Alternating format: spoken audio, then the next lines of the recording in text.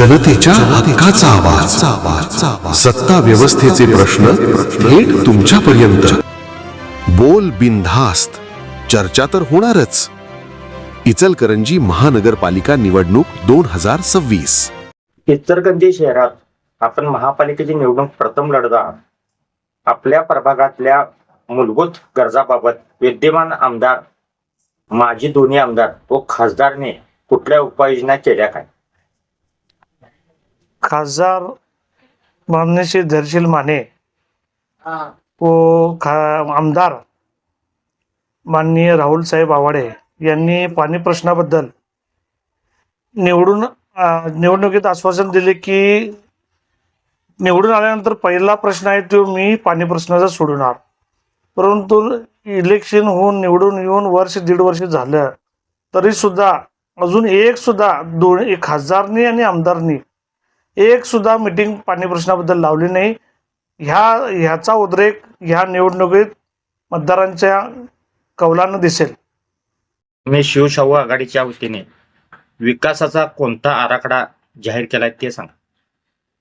विकासाच्या आराखड्यामध्ये मी माझा स्वतःचा जाहीरनामा भागात घराघरात पोहोचवलेला आहे की निवडून आल्यानंतर भागात काय काय विकास कामे करणार.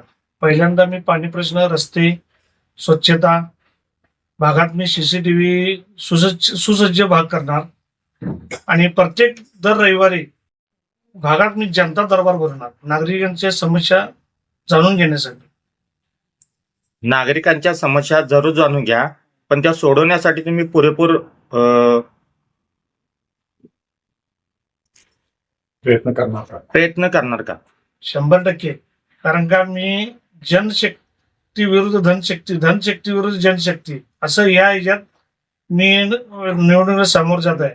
जनता माझ्यावर सर्वसामान्य जनता आहे आणि त्यांच्या कामासाठीच मी या निवडणूक लढवत आहे. तुम्हाला ह्या भागातील कारखानदारांचा पाठिंबा आहे का? कारण तुम्ही कारखानदारांचे अनेक प्रश्न सोडवण्यासाठी प्रयत्न केलात. तुम्हाला कारखानदारांचा पाठिंबा आहे का? हा, कारखानदारचा भरपूर पाठिंबा आहे. कारण का मी लाईट बिलाच्या आंदोलनात आहे, आपल्या मजुरी दरवाढीच्या प्रश्नाच्या आंदोलनात आहे, बाळ महाराजांच्या उपोषणामध्ये मी सक्रिय होतो. हा इतर आंदोलन कारखानदार प्रत्येक लाईट बिलाच्या आंदोलन असून दे, मोर्चा असून दे, त्यात हिरिरीने मी भाग घेतलेला सर्वसामान्य कारखानदार.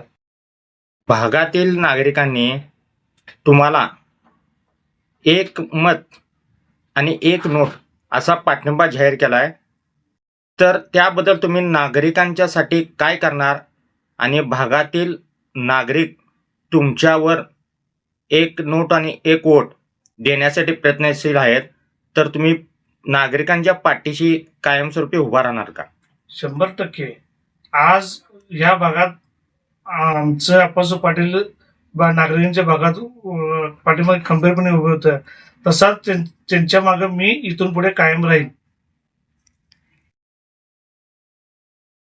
आज प्रचार संपलेला आहे. उद्या पासून जे 2-2 वर्षे निवडून आलेत आणि जे गलेगट्ट पैशाची किती खर्च करणार उमेदवारांना असे तिकीट दिले, ते उमेदवार उद्या तुम्हाला आर्थिक आमिष दाखवून तुमचं बहुमूल्य मत विकत घेण्याचा प्रयत्न करतील.